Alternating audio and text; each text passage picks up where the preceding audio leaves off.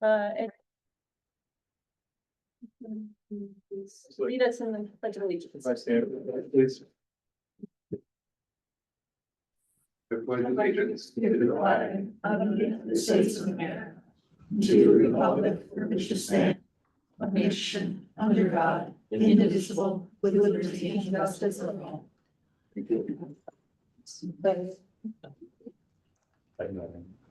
Madam Secretary, could you please call a roll. Sandy Smith, Present. Scott Dorman, Here. Ryan Leahy, Present. Jeff Robbins, Present. John Smith. Here. All right, has everybody on the board had a chance to look at the agenda? Yes. I'll open the issue of approval of the agenda for discussion if there's any comments or questions about it. Changes. Could I get a motion to approve the agenda, please? Make a motion to approve the agenda. May I have a second, please? Second. Motion to approve today's agenda as set forth in the board packet is approved, or passed. I'll go ahead and open to public comment now. I'll note that public comment is limited to 2 minutes per person. And I just open it now. Anyone wish to make a comment? Okay, we'll move along to the approval of the minutes. Let's take a look first at the minutes from June 16, 2025, 4:30 PM board meeting. Has everyone had an opportunity to review the minutes? Does anyone have any concerns, comments, suggestions, changes to the minutes? May I have a motion, please, to approve the June 16, 2025 minutes? Move to approve the June 16, 2025. May I have a second to that motion, please? I'll second. All in favor, say aye. Aye. Aye. Motion carried. Let's take a look at the next set of minutes, special meeting minutes dated June 23, 2025. Have you all had an opportunity to review those minutes? Does anyone have any questions, comments, changes to those minutes?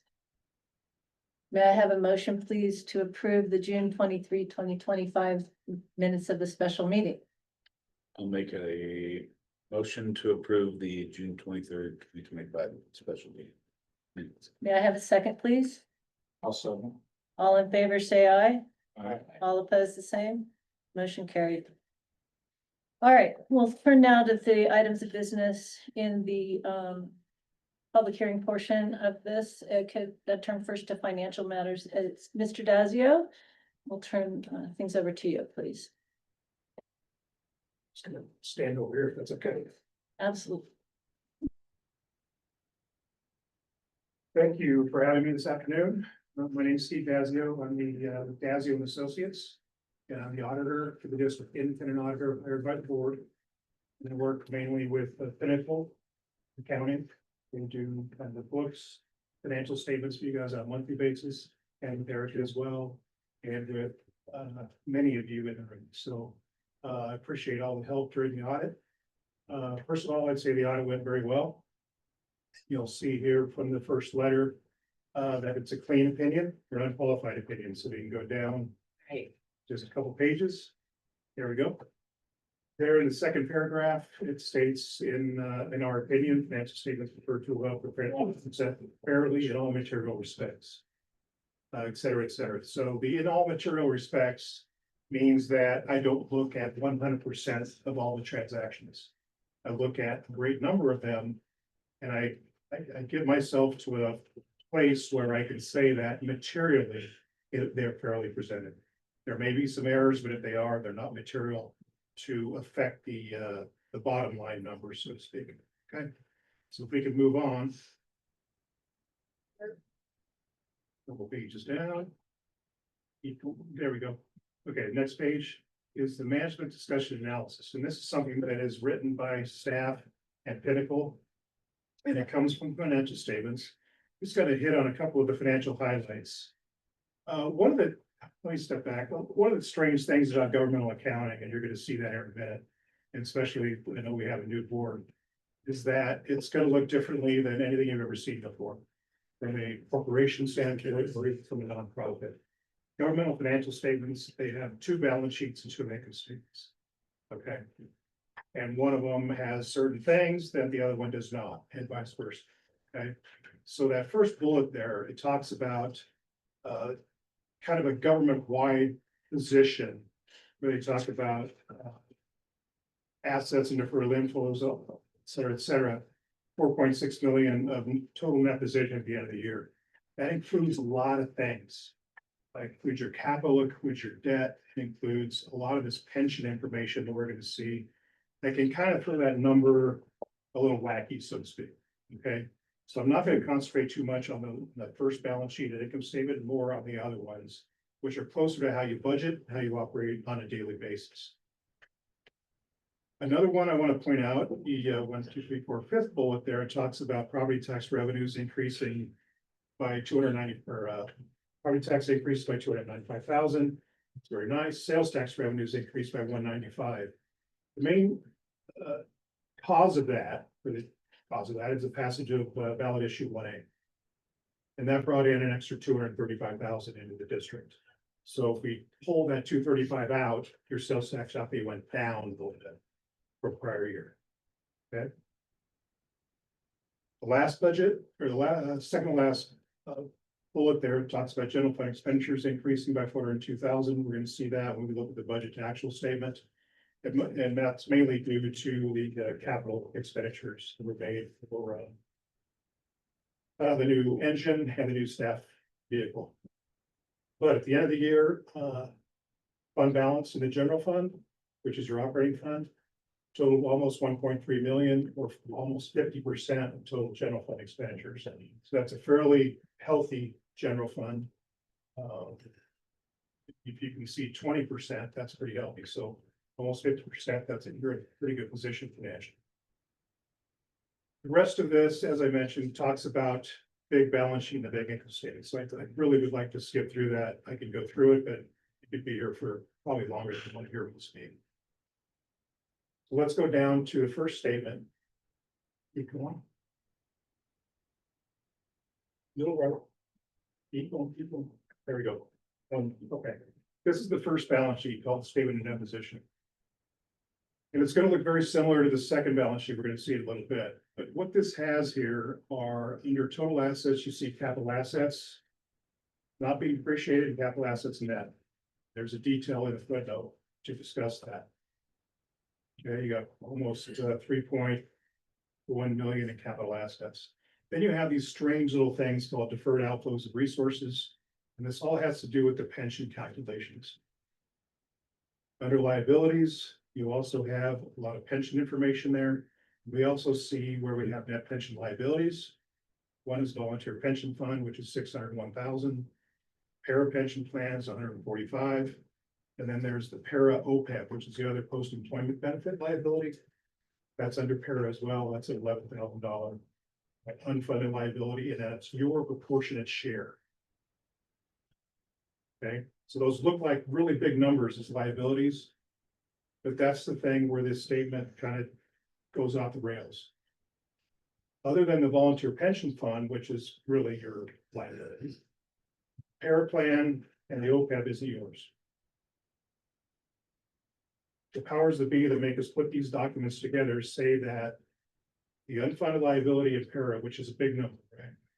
Overall, even the school districts, we've all heard about that. It's billions in the red. And this is your proportionate liability. Your only responsibility towards para and FEPA, for that matter, is to make your required contributions, and you're doing that.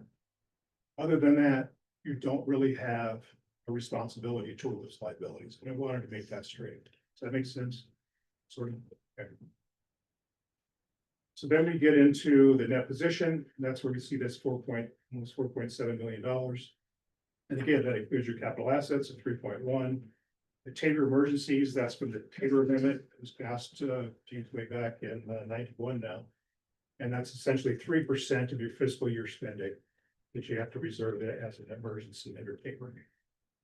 The welfare mitigation fund is a calculated number. That comes from ballot issue 1A. And we'll see the numbers here in detail a little bit more, but the sales tax that came in from that was about 235,000. And after the expenses that came out of it, and some of that was some salary costs, and some of that was a vehicle that was approved to take out of that fund.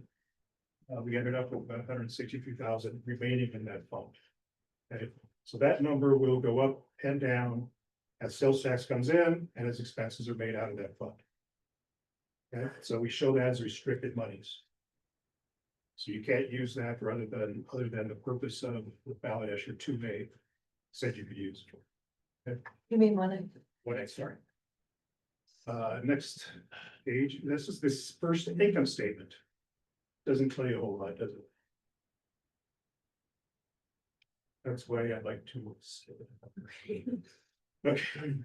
Second balance sheet. Now, this is one that makes a little more sense. We've got cash and investments.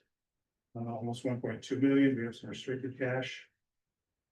You go to every government receivable there. Those are sales taxes that are coming in from the town.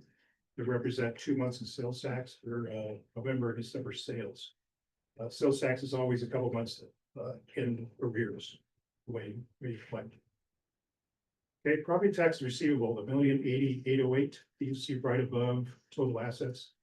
Those are the taxes that you levied at the end of 2024 that are coming in 2025. Okay, so that's a 2025 level. We show it as a receivable at the end of 24 because the taxes were actually levied essentially on December 15th of that year. So we show the receivable, but we also show this little deferred inflows of resources down there to kind of take it out. So it's an in and out, so it doesn't flow into your fund balance until you're. Okay. So under fund balances, we have restricted. Again, you see the table, you see the welfare mitigation fund, and then a few other committed items. An unassigned fund balance of almost 1.3 million. Okay, any questions? Okay, next page is for those of you who are into numbers. You know, accountants have to have numbers, so they have to have everything reconciled. So they have to have the statement that reconciles the two balance sheets together. So that's what this is. So if you're in the numbers, this reference really fun. Okay, next page. This is the second income statement. And this is one that you're a little more familiar with, although it is higher level. We see total revenues almost 3 million.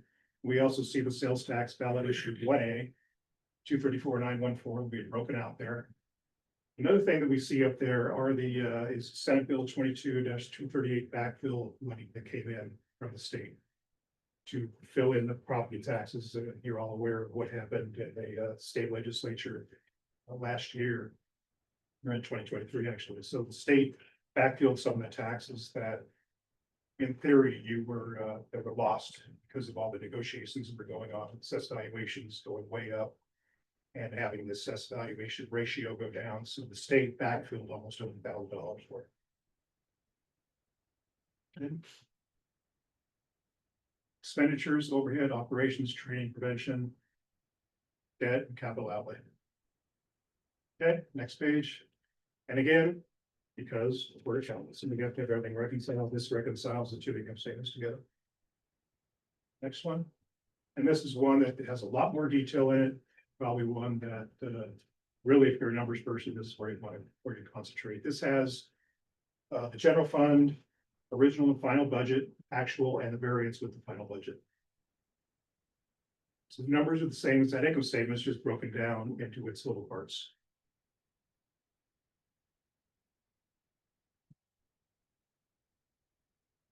Okay. Let me go down one more. Okay. And tonight you also have on the agenda a budget amendment. Okay.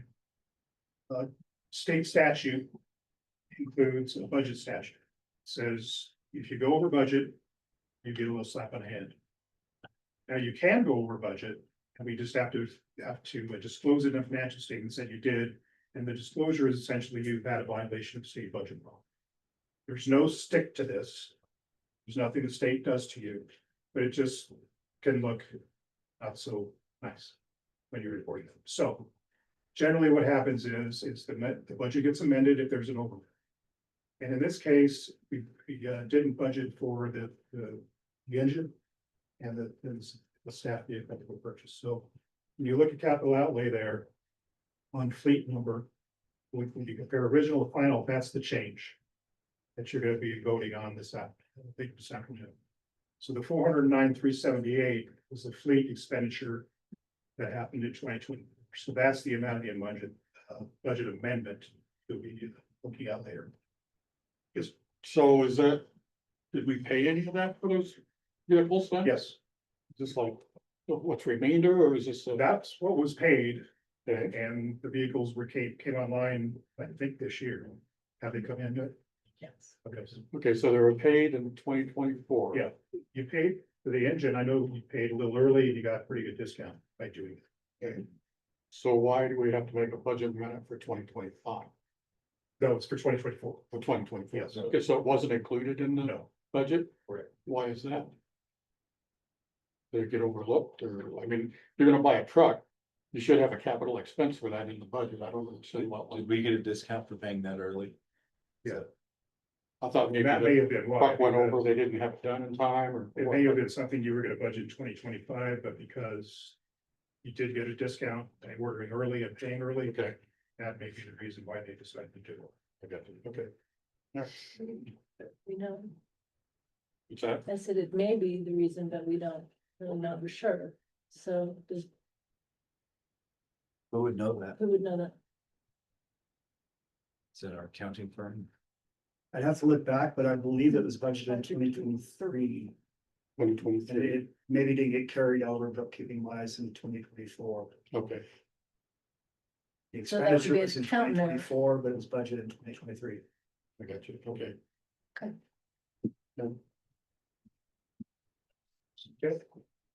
Any questions on this? Okay, let's keep going. This is the volunteer pension plan. Statement of net position, we ended up with 1.7 million in pension benefits. Not available for pension benefits. Yep. At the end of the year, change in plan net position, positive 33,000. And net investment income, 93,000. I understand that we've now affiliated with FPPA. So all the cash went to FPPA, so I'm not sure how this is gonna look next year. These statements may go, but because since you did affiliated. Next starts the footnotes, and for new board members, I would advise to read through these once. Especially if you do have insomnia, this will definitely cure it. But a lot of it's good information. Note one talks about, definition. When it was founded, how it was founded, under what statute, those kinds of things, and it just goes through. And kind of talks about what I've already spoken about, the government-wide and fund financial statements there, talks about the differences between those two. There are some other notes that are a little more interesting, if we want to keep going down.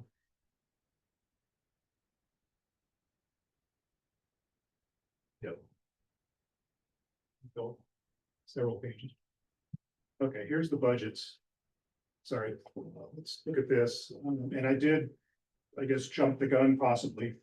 But I did disclose here that the district amended its annual budget for 2024. And that's assuming that you pass this. If not, the paragraph will go in that a violation of budget statute, so.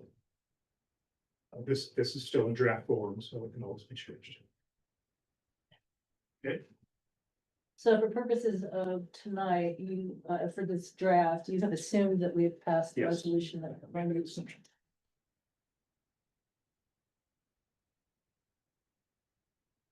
okay.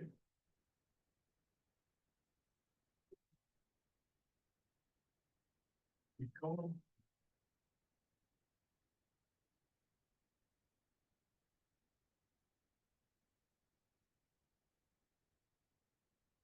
Cash investments, this is where it gets a little more information you might be interested in.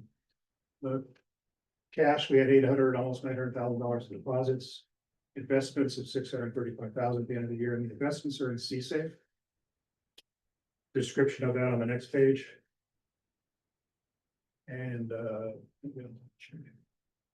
next page after that. Sorry, okay. CSAFE is one of now three different investment pools that you can invest in the state of Colorado. We have C-Safe College Trust, and I know there's a new one out there that means right now.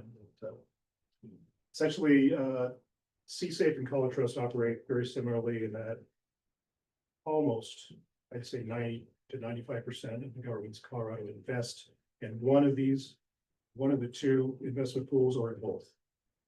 Same time, so. It pools all the money.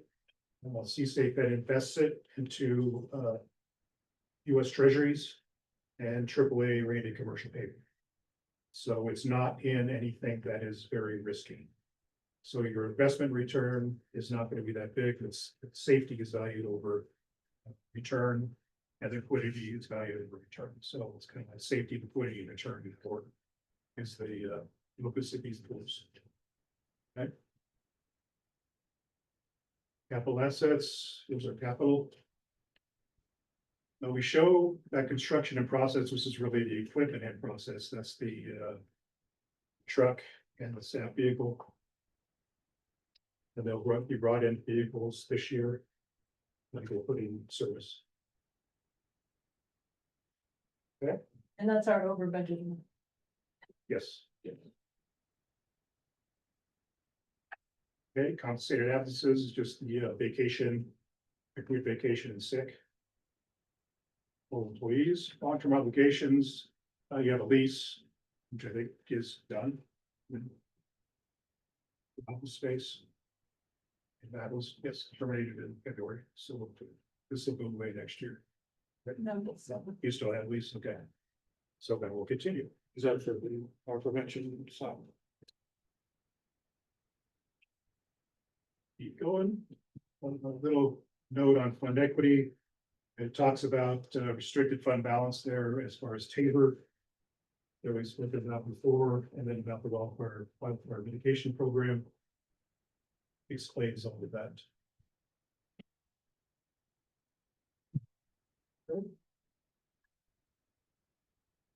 And then we get into the footnotes on the pension funds. The volunteer FPA or net pension fund disclosures, if you've gone through the draft, go on for 20 to 25 more pages. So we could go through that if you'd like, but I think you have more work. Okay. So let's move. I think we all reviewed it. I reviewed it, actually printed it. Yeah. There's a lot of good information, but it's very detailed. It really gets into the actuarial information, pension plans. And my mind, it's a little much for this document, but it's required disclosure. Okay, you'll have to tell me when. Yeah. They go on for a while. All right. Okay. Go up a little bit. Or. Yeah. Okay. We just have a few other notes. Luther James talks about the IG, the intergovernmental agreement with the town. And also we added this year with the ballot issue 1A. And to look at how much you received and how much you're paying around the town's dispatch system. And also use them for vehicle maintenance and those kinds of things. So you show how much you spent on that. Risk management footnote just talks about the district being a member of the property special districts ability pool. It just describes that. Now the next one talks about the Tabor medal. Note 15. And also speaks to the different election questions that were passed back in 2009 and again in 2018. That exempted the district from certain limitations in Tabor. But not all. Okay. The next piece of this, the required supplementary information. I'll keep going. Okay. If you're into the pension funds, this is really in the numbers. This is probably where you want to be looking to see how healthy the plan is, or unhealthy as the case may be, because it shows 10 years of history going back for each plan. So here we have volunteer pension fund. And we're not going to go through all the numbers, but one of the numbers there that's important is it's funded at 73.5%. That's the fiduciary net position percentage of total liability. That number kind of goes up and down depending on what the investments do, but again, since we've affiliated, this is gonna change somewhat. Going forward. So we can go forward into,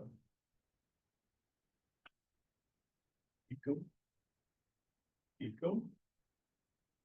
We'll get to FPPA in a couple of pages. One more, sorry. And this is FPPA. FPPA did some things this year, in 2023, where they combined a lot of their funds, right? So when we had unfunded liabilities or actually net pension assets in the FPPA plan, now it is zero. Okay. So we see that 2023 disproportionate share of the net pension liability is zero. So when everything got combined, you can see the calculation of collective net pension liability, total pension liability of 4.2 billion. Fiduciary plan net position of 4.2, we have zero net pension liability.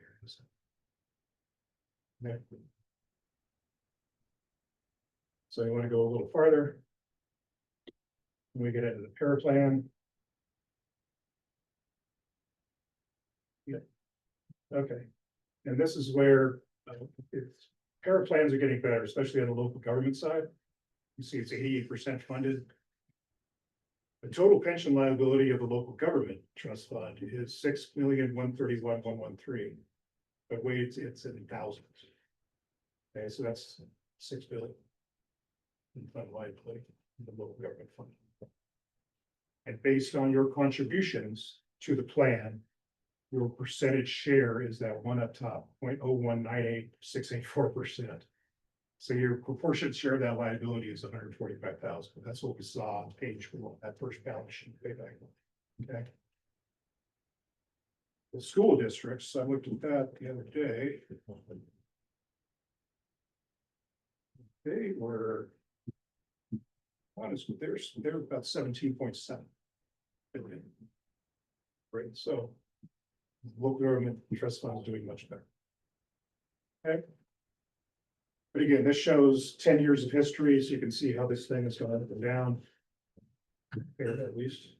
Then the next set of numbers are for the OPEB plan. Here's the healthcare trust fund, which is the liability.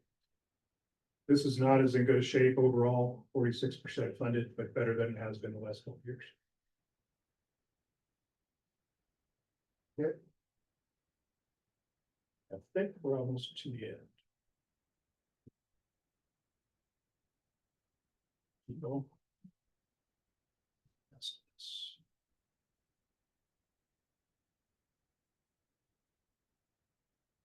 Next one is just the budget to actual on the volunteer pension plan. So we see this at total deductions budgeted for 188 to 800. Actuals came in at 175,000, so we're under budget by 5,549. So we need to amend this budget. Okay. And here I throw this schedule in here. I think it's useful information. It shows assessed valuations and abilities. We're on 2012 to today.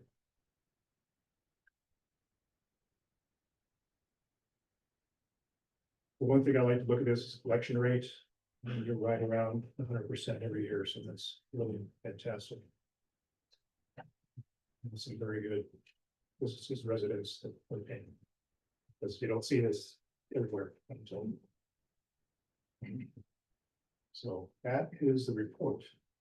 I answer any other questions. Good.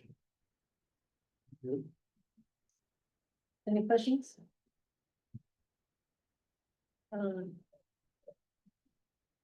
We need to have a motion to approve the 2024 audit.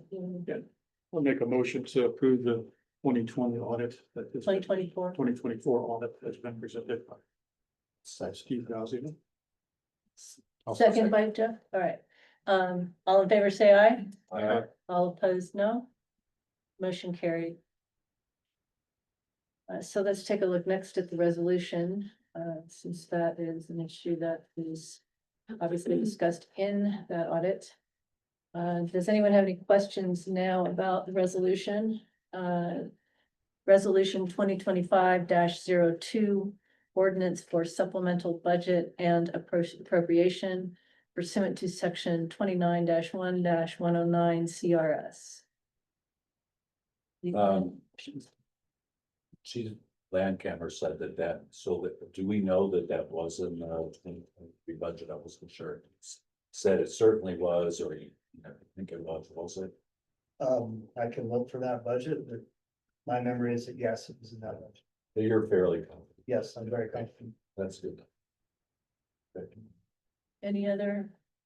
No, I think that they answered the question, like you, where that funds were, because it kind of was glaring of all of a sudden, why did we have to come up with, make a amendment for $409,000 out of something? So, but it makes sense, so. All right, and if all of you are okay with this, in lieu of reading the entirety of the resolution into the record, I'll just instruct the secretary to ensure that the minutes actually do verbatim copy this into the record of the meeting. Is everyone okay with that on the board? All right, so I'd like a motion, please, to adopt resolution 2025-02, ordinance for supplemental budget and appropriation pursuant to section 29-1-109 CRS. I'll move to adopt resolution 2025-2, ordinance for supplemental budget and appropriation for the 2024 budget, right? Correct. I'll second that. All in favor, say aye. Aye. All opposed, no. Resolution is adopted.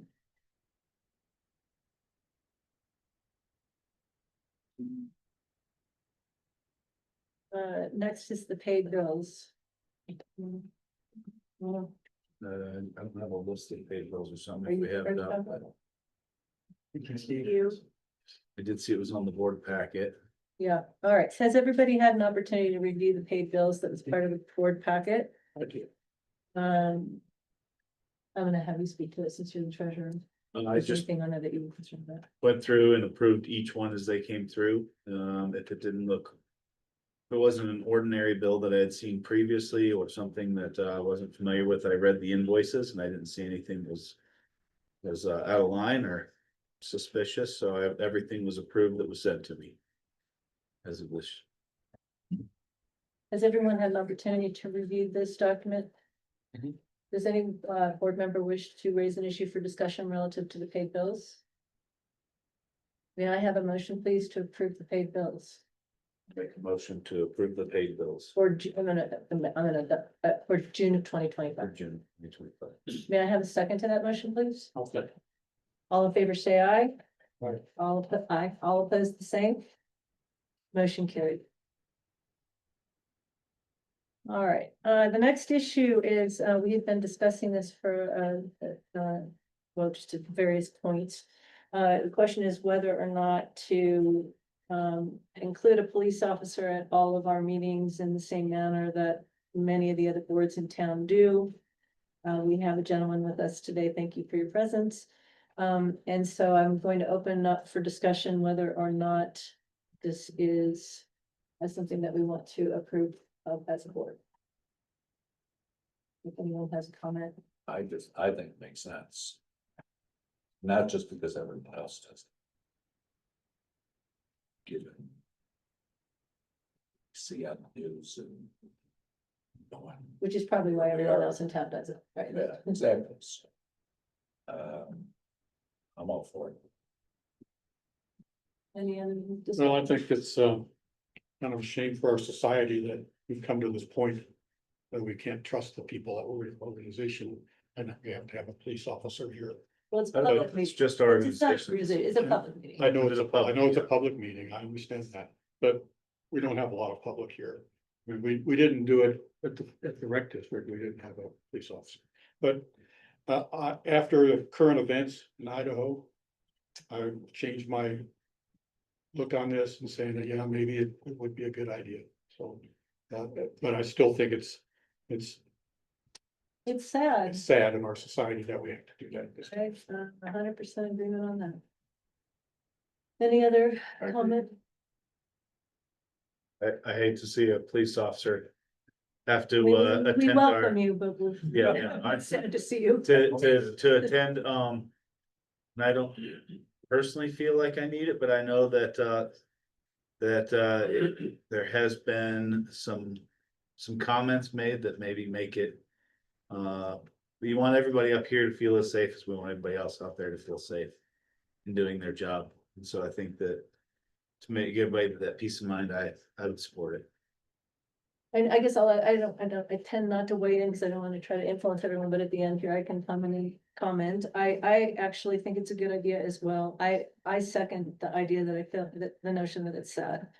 I really wish it wasn't, something that we felt inclined to do. But I do think there's just with recent events and current events and the way things are, it's probably just it's just a good idea to be proactive in that area. So I also agree with the idea. So may I have a motion, please, to authorize having a police officer, sorry? Can we reevaluate that at a specific date instead of just, or do we wanna? We can reevaluate it anytime we want. I'd sure love to have a specific date to reevaluate it, maybe 6 months from now. Okay, let's do 6. How does everybody feel about reevaluating the issue in 6 months? Okay, so 6 months from today is, this somebody with a calendar, can they help me please? What 6 months from today is gonna be? December 30th, which is unlikely to be a board meeting. How about the first meeting in January? All right. So can I have a motion, please, to approve requesting police officer presence at all of our board meetings, and that we will reassess the need for the same in the first board meeting of January of 2026. I move for what she said. I'm not gonna repeat it, but I think we got it on tape. May I have a second, please? I'll second that. All in favor, say aye. Aye. Aye. All opposed, nay. Motion carried.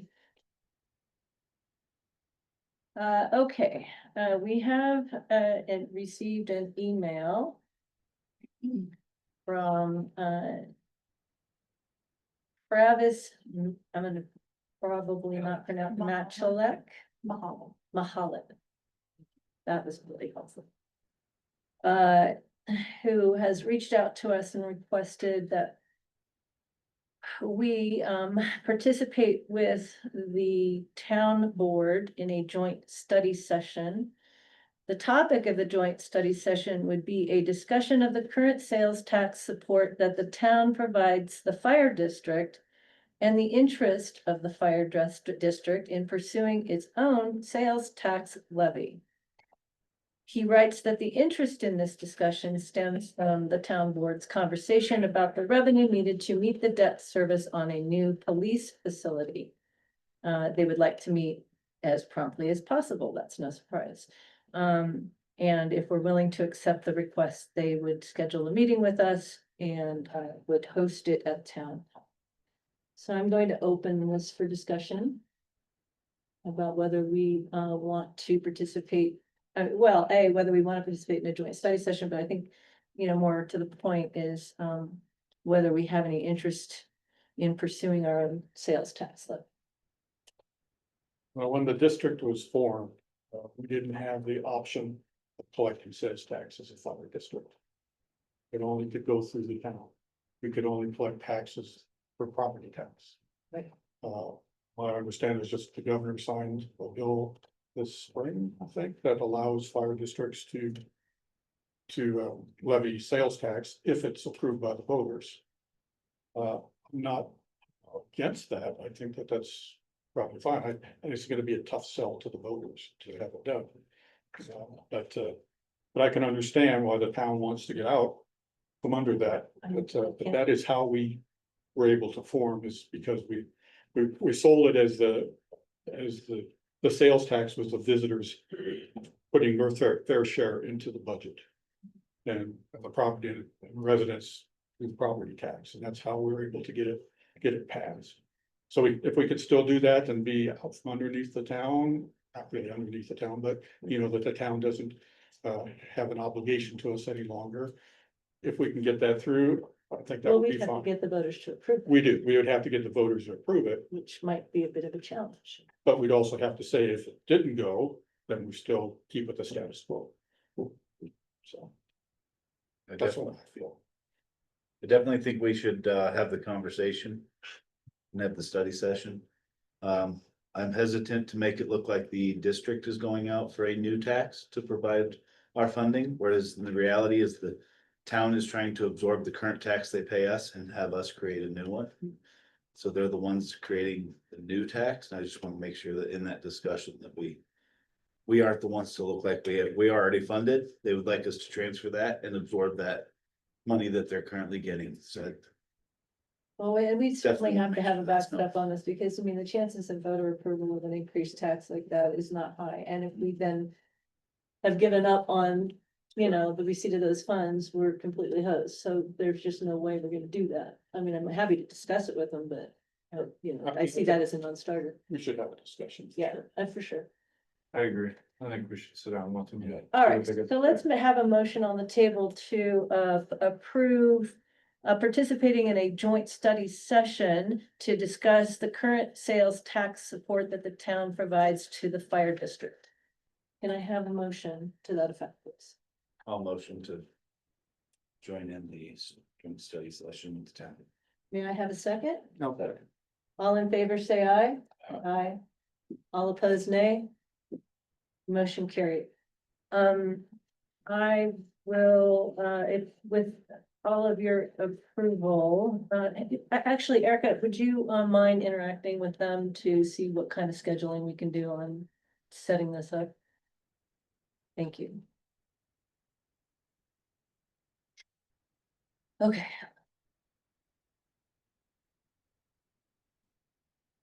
All right, next on our agenda is to discuss increasing pay and benefits for our acting chiefs. Dillingham and Sutherland, and I believe Ashley Schlegel is on the phone. She was doing some background work on this and has some ideas or recommendations for us to discuss around this. So Ashley, can you hear us? I sure can. Can you hear me? Can you please let us know what your thinking was on this? And I think you did some research on the budget and other, what the salaries are and what people are currently being paid. And so, Right, yeah, so, Chief Capo, is currently making $165,000 a year pursuant to his contract. And in relation to what Ms. Sutherland and Mr. Dillingham are making, along with just the added responsibilities, it would make sense that their pay be increased to, my recommendation would be $140,000 each for the temporary time they're taking on the interim chief positions. That way, it's not exactly what Chief Capo made, but because there are two individuals doing the job, I thought that made the most sense.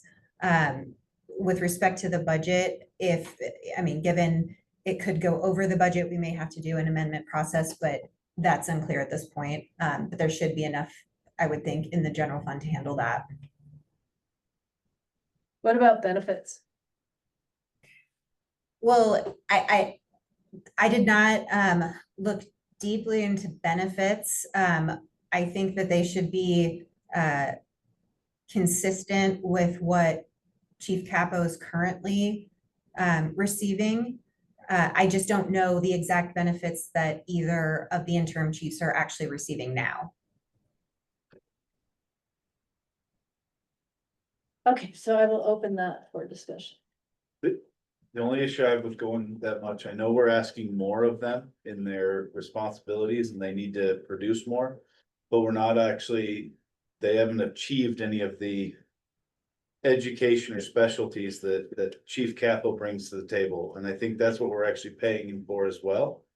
Not just the labor that he's doing. So I'm all for setting aside paying additional wages, but I don't think that We need to compensate everything that he does, because some of the things that he does just won't be done until he gets back. But they just don't have the expertise or education to do so, or qualifications. So do you have an amount you would recommend, given what we know that campus salaries? It would have to be compared to the other two salaries, I suppose. I think, rather than do a set amount, I'd like to do maybe a bridge amount.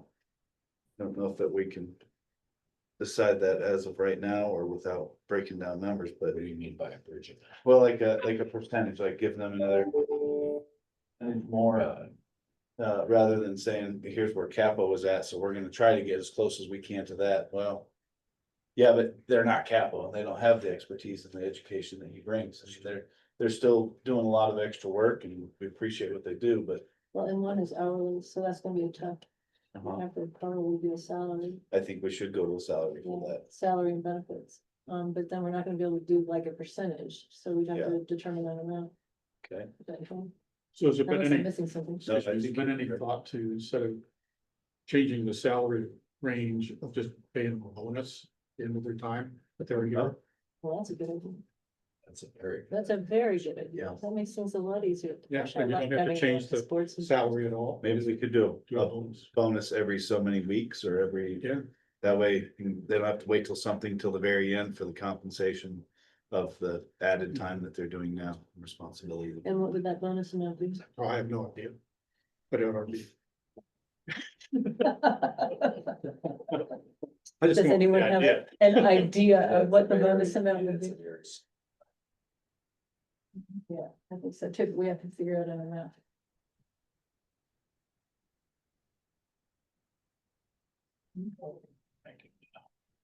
Okay, so I am going to, who would like to participate on a subcommittee to figure all this out and recommend an amount? I'd like to. One. Two.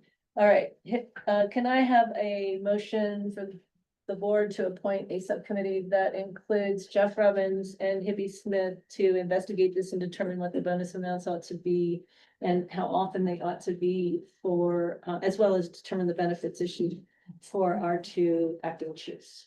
I think that we ought to have a 5-plan. Yeah, you have to come up with it by the next meeting. 2 weeks. Yeah.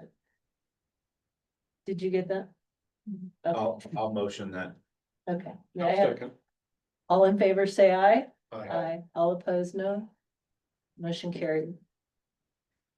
Good idea. Okay, next. I'll hear from the acting chiefs, their reports, please. Chief Dillingham, can we start with you? Just to clarify first, the June 16th meeting. We had discussed about doing board reports once a month, and that would be the latter, the month. Are we still good with that? So we're not doing board reports every 2 weeks? Correct, I yes. think in lieu of that, Chief Dorman had mentioned, Board Member Dorman had mentioned, correspondence via email. Weekly email. I think we're still fine. Yeah. Still But fine this with is the that. last one of the month, so that's why you're. Correct, we just didn't do them last, so just making sure that in 2 weeks I come back, we don't need. You're not prepare gonna reports. need to. Absolutely. Exactly. Just to keep our board agenda, I'd like to defer the first couple. To Chief Sutherland and then to Chief Landcamer to follow.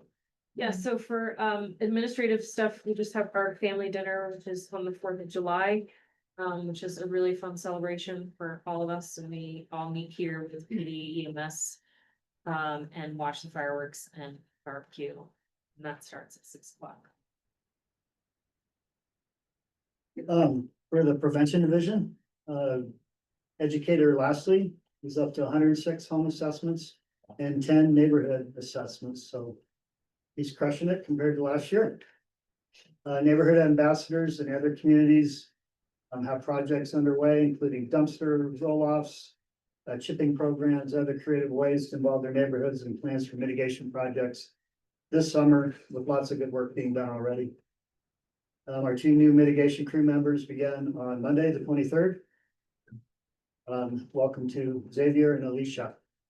They've been hard at it with the Lambert Conservation Corps, up off of Curry Drive on town owned property, getting rid of some very flammable junipers. Smells wonderful up there, by the way, because they're chipping them off. Lieutenant Shepard attended and completed an ICS 300 class last month in Johnstown. And again, I already mentioned the mitigation work, off Curry Drive.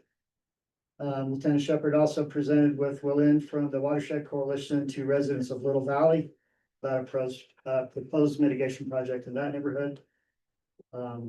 She's also working on an event with EVIX and the police department in August for kids at the firehouse. Chief Sutherland is working on plan review experience and continuing getting ready for that testing that we've heard about. Attending as many fire marshal association meetings, discussion of new legislation about fire codes in the state. She's also continuing annual inspections, completed several special events, many food truck inspections with a lot of upcoming events.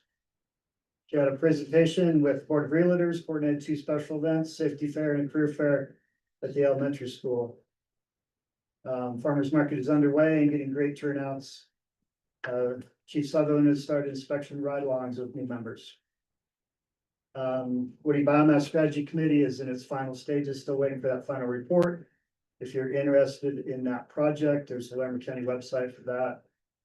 The Wildfire Resiliency Code Board draft policy or final policy, final code is complete. Town board had a study session on June 24th. Where Chief Sutherland and I presented to them. We had a good 40-minute conversation talking about that upcoming conversation. Also, you can find more on that and you'll get that one later as well. We will also be participating in a technical advisory committee for the Town of Estes Park Development Code rewrite. Looking to modify landscaping requirements, integrate the new code that's coming. We both attended a public meeting, open house for this project last Wednesday. It's pretty well attended early. I didn't hear an estimate total participants, but well attended. The operational side, year-to-date calls, 335, 2024 year-to-date, 333, so we're right on track where we've been. Couple significant calls to reference since our last meeting, 3 water rescue calls in 2 weeks. 2 of those were simultaneous. And we handled with professionalism and mitigated those, so. June 25th, I was part of a unified command that we stood up with Estes Police, Laramie County Police, Rocky Mountain National Park. In the search for 3 missing children that were reported. So unified command worked well, everyone was established, but without a hitch. Staffing, still at the same 57 volunteers. We have a new Swiftwater has been our training. So with that, we brought on some new Swiftwater rescue techs. So we will make 14 certified Swiftwater techs in our organization. We have 2 members currently in the task book with training Captain Thomas. And we've had 3 new applicants in the last 10 days. So our recruiting is up and strong. Events, Chief Sutherland spoke of the 4th of July. I've completed pretty much 99% of the incident action plan. A couple of tweaks and some weather the day of. Again, multi-agency, multi-department collaboration. For the first time, we've got the rec center involved now. PD's always involved. We got the hospital. We'll have unified command set up. I work with the rec center in my concerns of after the event, the darkness and the children running around in the traffic. They've secured funding. They are providing generator light towers, I believe 4. We've also turned this into hopefully a pedestrian event, not a vehicle event. We have got plans to stripe off Cherokee Draw. We've identified emergency access, emergency vehicle lane, so that is complete. So the year, again, the goal is to make it a pedestrian event, not a vehicle. Wash down and push in for engine 726 during the 4th of July. That'll be at 17:45, just prior to the meal and dinner and gathering. So please join. Back to the fireworks. I'm sure everyone's heard Loveland has canceled their fireworks. So we're expecting a bigger crowd because of that and hence some of the extra precautionary. Rooftop rodeo, July 7th, Estes Valley Fire will participate in that parade. We will have members, apparatus, whatever we can do. Most importantly of our events.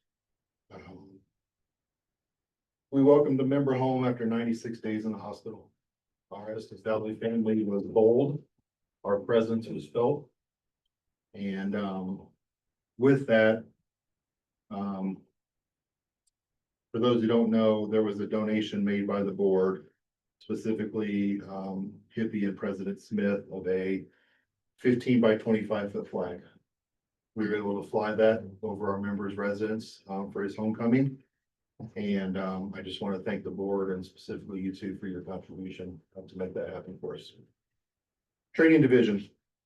This month has been all Swiftwater. The last scheduled training is tomorrow for Swiftwater. Anybody's out and about, we'll be playing in the river. Physical ability testing was done. 4 of us completed the CPAT or 4 PAC tests and a couple CPAT. July will begin fire ground training, ladders, hose deployment, search, rescue. And our fire academy begins July 31st already. It's here. Again, additional training as always, Black Shield training, Captain Spears working with the driver operator training. Just really putting his heart into that and ton of man hours. So we appreciate that. You guys spoke of the capital purchase of the staff vehicle. So that vehicle's been upfitted, it's back in service. There's a few tweaks, of course. And then as of now, all of our apparatus and service and raiders gone. And that concludes time for them.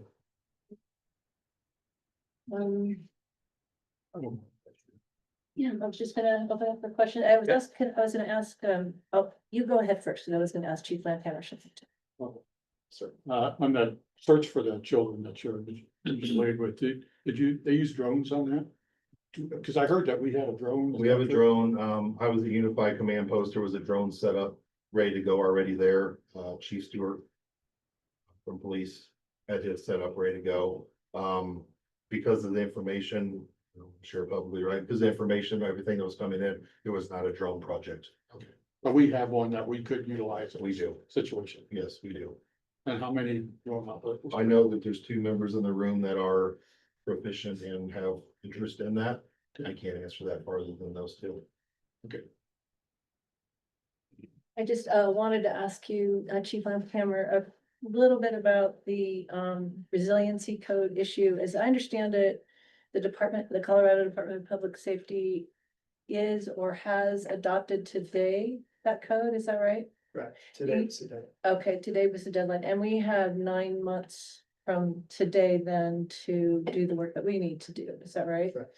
Okay, and my question, and you may not have had a chance to see it yet, is that you had said that the draft state map that shows significant portions of Estes Park and the Estes Valley as not within high wildfire hazard zones, and do you know if that's still the case? Yes, and are we gonna go ahead? It's just part of, so we have an agenda item for that, I believe. Oh, okay, I thought you were, okay, why don't, okay, I thought you were covering everything at once, why don't we?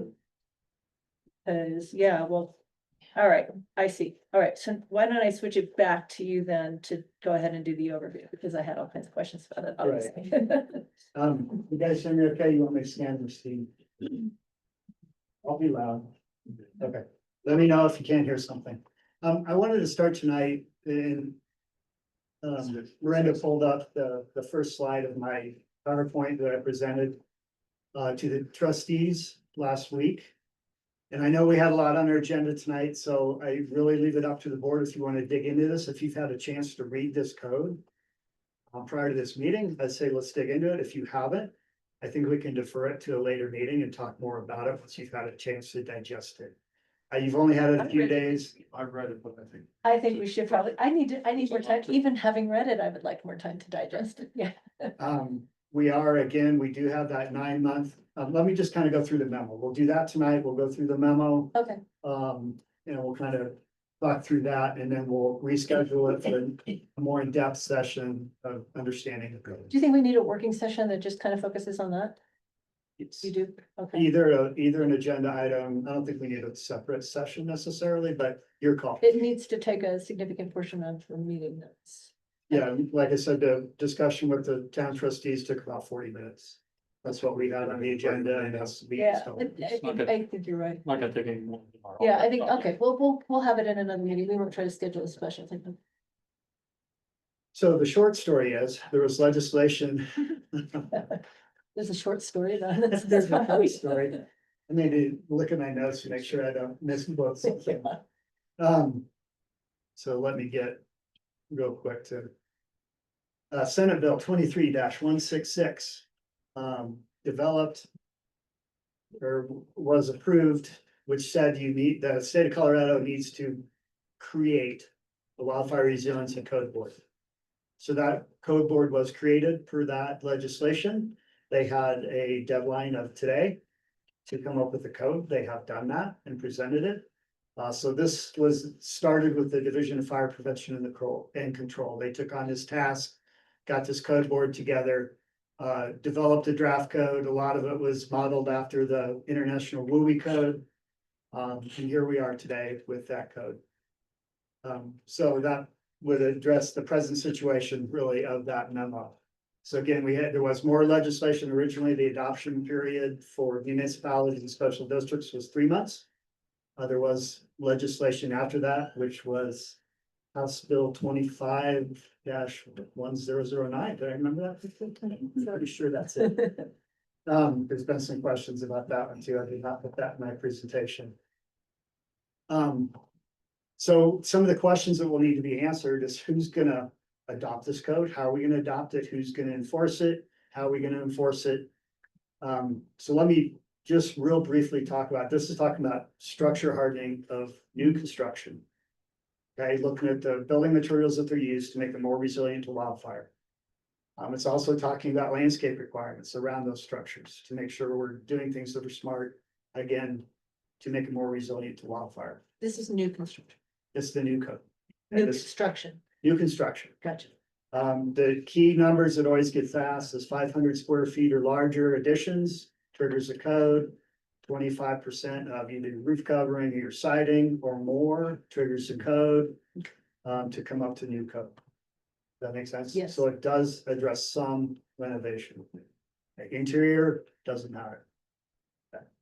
So this code gets into all those building materials, whether it be siding, windows, gutters, roofing, foundations. The exterior looks at all the plant materials. It also looks at retaining walls built out of wood, all the issues that may make it worse for those homes. Okay, so that's a really brief version of what it's intended to do. It will require to be part of the permit process. We've been in contact, we have a great relationship with the building department as well as community development and trying to figure out how we're gonna administer that. Right now, the common thinking is this would come through the building department, so through Safe Built, which is a contractor for the town of Estes Park. And this would just be part of their checkoff requirements for the building permit. We would get involved with the exterior stuff. This is, again, just theoretical for discussion. We would look at the exterior, they look at the building materials. It's kind of right up their alley. The exterior is kind of right up on it. So it'd be a little bit of a joint use. Like I said, we have a great relationship. They use a product called Community Core for all their tracking of construction projects. We have access to that. I think we can pretty seamlessly just integrate into that where we get notified when a new application comes in and with part of the process. So it's still a lot of details to work out. Scroll to the next page, please. So you asked about the map. Yes. And again, the state, there's a website on the Division of Fire Prevention and Control website dedicated to this code. They have a draft state map out there. And kind of the center of the donut in Estes Park, I'm gonna call it that way, the missing piece. They classify it as no hazard. Our community wildfire protection plan has everything low hazard or higher within our community. The new code does allow local jurisdictions to adopt their own map. We talked about this with the trustees. It would be our intention from the fire side that we adopt a community wildfire protection map, which we feel is more accurate. The state map is only looking at vegetation density, not including the housing density within those areas.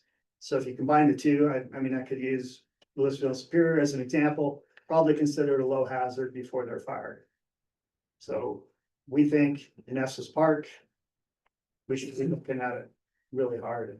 And so there'd be a lot of discussion about that. Okay. Regulations for structure hardening, that's all in that code, plantings, trees. Again, I know the Division of Fire Prevention and Control, and I agree with them, that this code will save lives and property. But as with any code, it's new construction, so it takes decades to make a significant impact. But you gotta start somewhere, right? So we want to implement, it is available. I apologize for that bullet point. There is a final draft. What you got in your board book is the final draft, the final state code. Were there any Yes. revisions at all to it, do you know? Sorry? Were there any revisions to what we have? No. That you're aware of?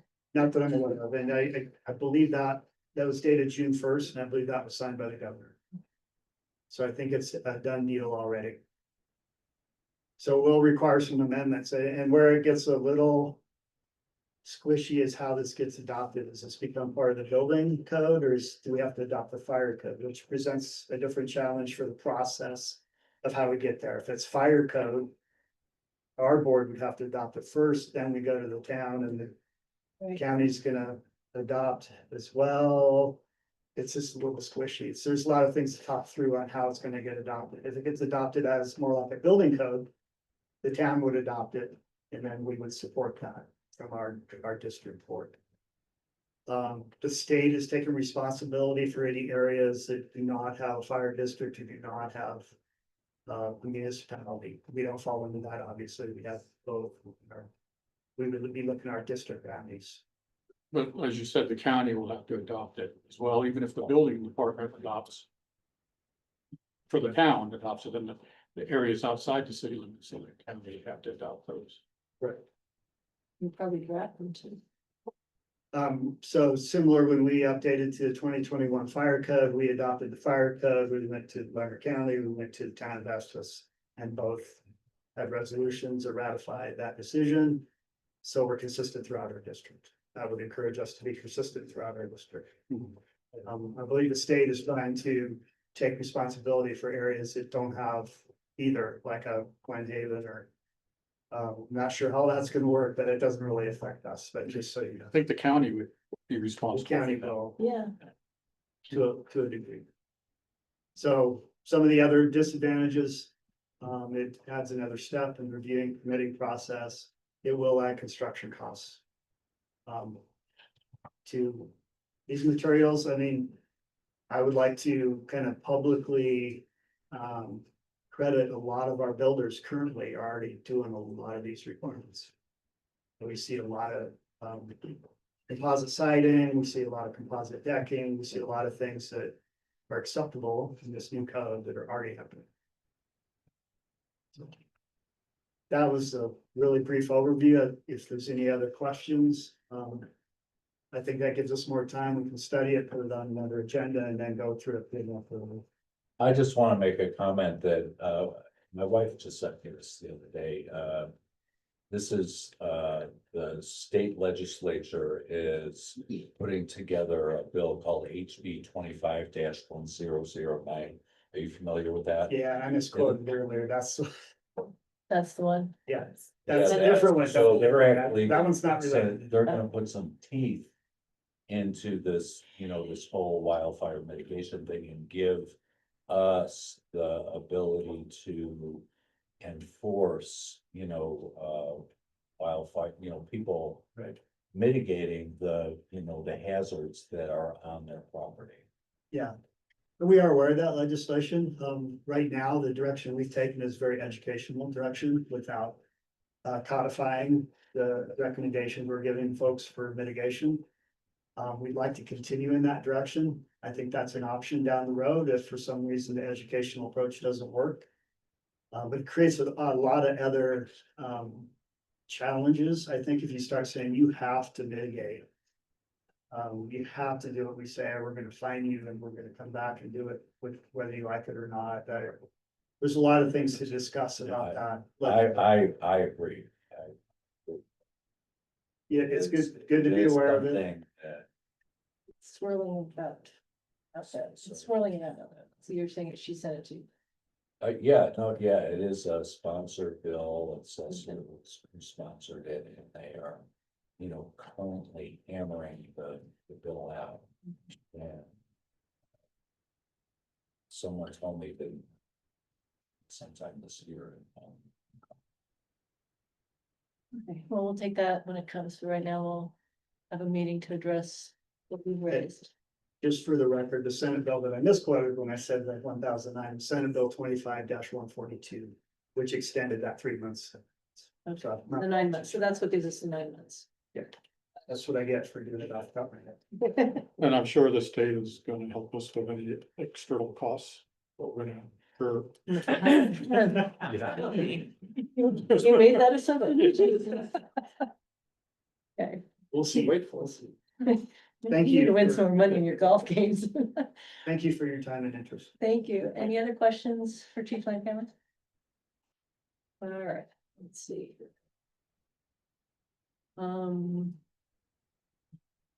think we have any special working subcommittee reports right now. Okay, does anyone on the board have any new business they would like to raise? I think we ought to take just like a moment of silence for firefighters that lost their lives. I would like to do that as well.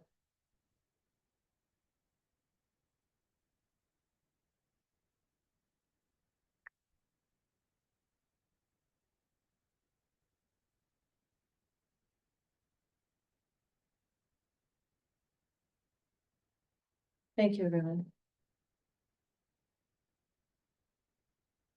Our next regularly scheduled meeting is on Monday, July 14 at 2025, I'm sorry, at 4:30 p.m. We will be having a pension board meeting in advance of that at 4 p.m. Where we will discuss the results of the election and relate to our new volunteer member. If there's no further discussion, I'd request a motion to adjourn the meeting.